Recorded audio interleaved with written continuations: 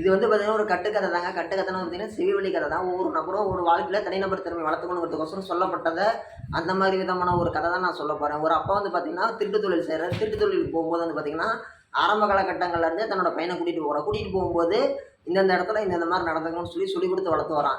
அந்த பையன் வந்துட்டு சரி சரி நீ பார்த்துட்டு இருப்பான். அப்புறமேட்டு என்ன பண்ணுவார், திடீர்னு ஒரு பையனை நம்ம பையனை வந்து இவன் நம்ம டெஸ்ட் பண்ணணும், இவன் ஓரளவுக்கு ரெடி ஆகிட்டானா தெரிஞ்சுக்கணுன்றது என்ன பண்ணாராம், இந்த பையனை திருட கூட்டிகிட்டு போயிட்டு மேலே ஓட்டுலேருந்து கீழே இறக்கி விட்டாரான். கீழே இறக்கி விட்டுட்டு திருடான் திருடான் திருடான்னு கத்திக்கிட்டே அவங்க அப்பா ஓடியான்ட்டாரான். அவங்க பையன் இருந்துட்டு ஓடி போய் ஒளிஞ்சிக்கிட்டானான். நிஜமானுமே தன்னோட பையனை வீட்டுக்குள்ள திருட்டு தொழிலுக்கோசரம் பழக்கம் பண்ணவர் அப்பா பையனை வீட்டுக்குள்ள ஓட்ட பிரிச்சு உள்ள இறக்கி விட்டுட்டு திருடான் திருடான் திருடான் உள்ளே பூந்துட்டான், பிடிங்க பிடிங்கன்னு சொல்லி கத்திட்டு ஓடியான்ட்டாரான். அவங்க பிடிஞ்சி அடுத்த நாள் காலையில் பார்த்தா அவங்க பையன் வந்துட்டானான், கல் மாதிரி குத்துக்கல் மாதிரி வந்துட்டானான். வந்துட்டு அவங்க அப்பா கிட்ட சண்டை போடுறான். ஐயோ நீ எல்லாம் அப்பாவா, நீ என்ன இதெல்லாம், நீ என்னை திருடனுக்குன்னு திருட்டு தொழில் தானே கூப்பிட்டு போனா, நீ திருடன் தானே, உன் பையன் நானும் திருடன் தானே, நீ எதுக்கு என்னை கொண்டு போய் அங்கே மாட்டி விட்டு வந்த, நான் போய் மற்றவங்க காட்டி கொடுக்குறதுங்கிறத வேற, நீயே எதுக்கு என்னை காட்டி கொடுத்த அப்படின்ட்டு. சரி சாமி, இத்தனை நாள் நீ என் கூட வந்த, எனக்கு பின்னால் என் நிழலில் என் வழிகாட்டுதலின் பேரில் நீ நடந்துக்கிட்ட, இப்போ உனக்குன்னு ஒரு திறமை இருக்குது இல்லை, நீ தப்பிச்சு வந்துட்டல்ல, அப்படி என்ன பண்ணன்னு சொல்லி கேட்டாராம். நீ திருடான் திருடன்னு கத்திட்டு ஓடியாந்துட்டப்பா, நான் என்ன பண்ணேன், ஒரு டேபிளுக்கு அடியில் போய் ஒளிஞ்சுக்கிட்டேன். அவங்களாம் மேலெலாம் தொலைவானாங்களே தவிர கீழே என்ன யாரும் தொலைவல. திடீர்னு அவன் கதவை திறந்துக்கும் போய் வெளியில் வந்தேன்.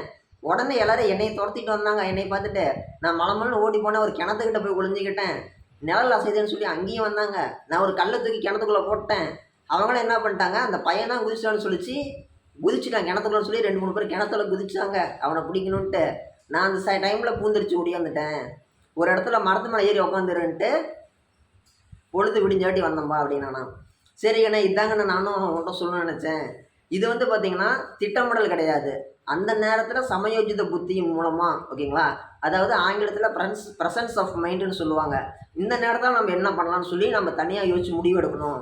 அதனை யோசிச்சு முடிவு எடுக்கிற அளவுக்கு வந்துட்டல, இது போதுங்கண்ணே. இதுதான் வந்து ஒரு திருடனுக்கு தேவையான விஷயம். குவாலிஃபிகேஷன் அப்படிங்கிறது வந்துருச்சு.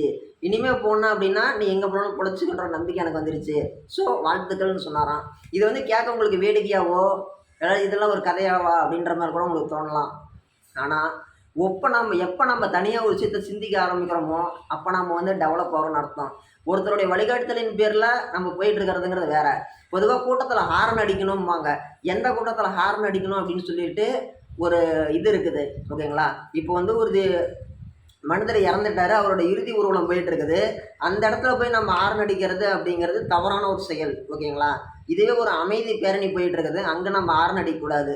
சட்டம் அப்படிங்கிறது நம்மளுக்கு சொல்லப்பட்டது அப்படிங்கிறது வந்து பார்த்திங்கன்னா விதிமுறைகள் அப்படிங்கிறது என்னன்னு சொல்லிட்டோம்னா இப்படி இருக்குதுன்னு சொல்லுவாங்க.